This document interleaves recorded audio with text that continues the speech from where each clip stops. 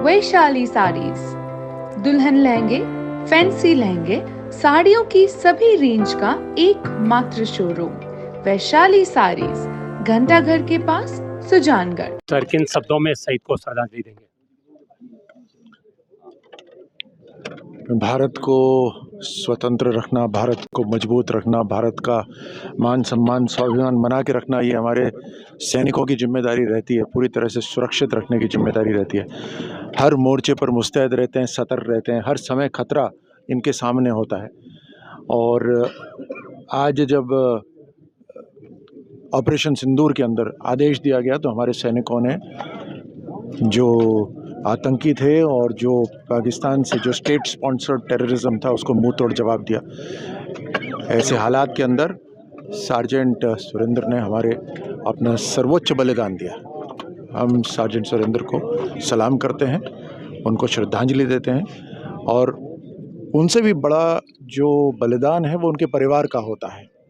इसलिए परिवार मजबूत रहे, परिवार का सुरक्षित रहे, परिवार के लिए राज्य सरकार और केंद्र सरकार हर तरह से संकल्पित है कि उनके बच्चों को परवरिश वैसी ही मिले जैसे सार्जेंट सुरेंद्र करना चाहते थे। गांव की भी जिम्मेदारी है, समाज की भी जिम्मेदारी है। शहीद अजहर महमूद जैसे आतंकवादी जिंदा है, आपको लगता है कि ऑपरेशन सिंदूर कंप्लीट हुआ?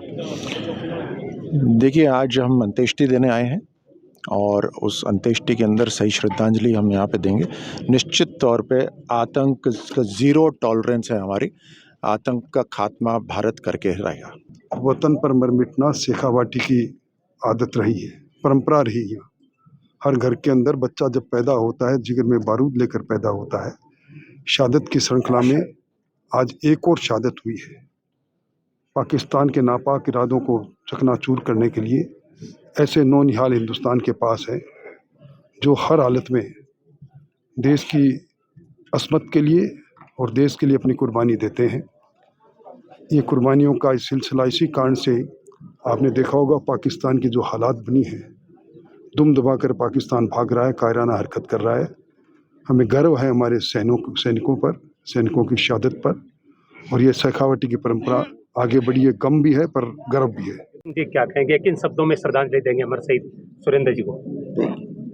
शहीदों पे हमें बहुत प्राउड है और देश की एकता, अखंडता, आन शान के लिए सुरेंद्र कुमार मोगा शहीद हुए हैं। और शेखावाटी का सीकर, चूरू, झुंझुनू, यहाँ घर घर में सैनिक देश के लिए जज्बा लेकर के, मर मिटने का जज्बा लेके पैदा होते हैं।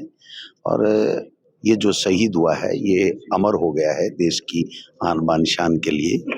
मैं समझता हूँ कि जो आतंकवादी हैं, जो पाकिस्तान है जिसकी सह के ऊपर आतंकवाद हो रहा है, उसका हमारी सेना ने मुंह तोड़ जवाब दिया है। हमें प्राउड है हमारी सेना के ऊपर, इन शहीदों के ऊपर। ये हजारों सालों तक इनका नाम रहेगा और हमें प्राउड है हमारी सेना के ऊपर और हमारे शहीदों के ऊपर। सर, किन शब्दों में श्रद्धांजलि देंगे? देखिए, माँ भारती की रक्षा करते हुए झुंझुनू के लाल, राजस्थान के लाल सुरेंद्र सिंह जी ने जो बलिदान दिया है, ये वाकई हम सब के लिए प्रेरणा का विषय है। और ऐसे लोग जो अपने घर परिवार से दूर रहकर हमारी रक्षा करते हैं, देश की रक्षा करते हैं, आज उनका जाना हम सब के लिए बड़ा दुखद विषय है। और ये कहीं न कहीं उनका और उनके परिवार का देश के ऊपर कर्ज है। और उन्होंने इतनी कम उम्र के अंदर देश की सेवा करते हुए जो बलिदान दिया है, और आज उनके अंतिम संस्कार कार्यक्रम में पूरा प्रदेश संवेदनाओं के साथ में खड़ा है। उनके पीड़ित परिवार के साथ हमारी संवेदनाएं हैं और इस परिवार की जिम्मेदारी भी सरकार की हमारी है। निश्चित ही उनका जो योगदान है अतुलनीय है, कभी उनको भूल नहीं सकते हम लोग। और झुंझुनू वैसे भी पूरे देश में सबसे ज़्यादा सैनिकों का जिला रहा है, सबसे ज़्यादा शहीदों का जिला रहा है। और पाकिस्तान की नापाक हरकत के कारण से हमारे सैनिक को जान देनी पड़ी है। ये जान उनकी नहीं है, ये देश के आने वाले समय में युवाओं के लिए, नौजवानों के लिए प्रेरणा का काम करता रहेगा। मैं प्रदेश की तरफ से और माननीय मुख्यमंत्री की तरफ से ऐसे वीर जवान को श्रद्धांजलि अर्पित करता हूं और उनके परिवार के प्रति संवेदना व्यक्त करता हूं। सर, जिस तरह युद्ध विराम हुआ है, लोगों का मानना है कि ये गलत हुआ है, पाकिस्तान को सबक सिखा के ही इस ऑपरेशन को बंद करना था, क्या कहेंगे?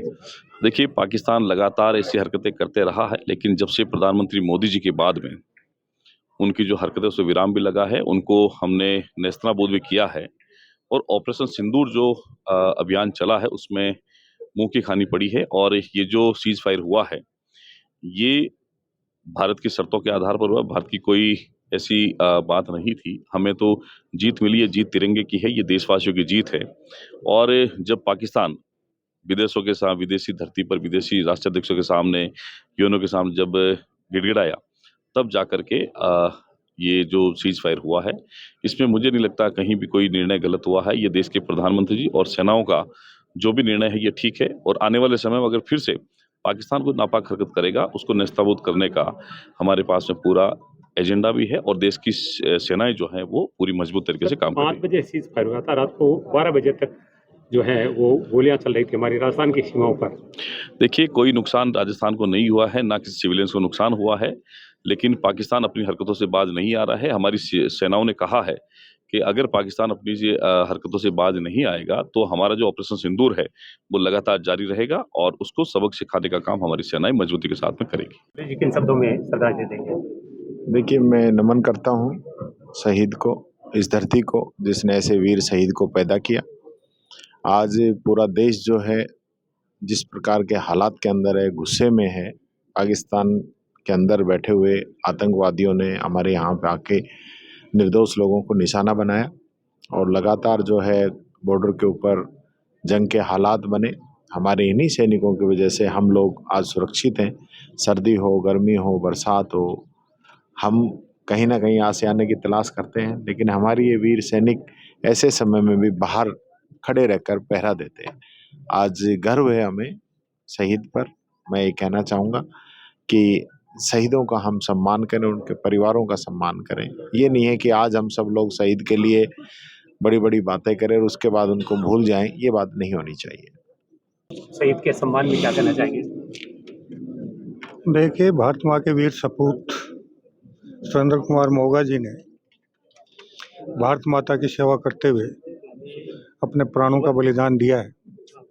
सबसे पहले तो परमपिता परमात्मा से ये प्रार्थना है कि वो उन्हें अपने श्री चरणों में स्थान दे और उनके परिवार को ये आघात सहन करने की शक्ति प्रदान करे।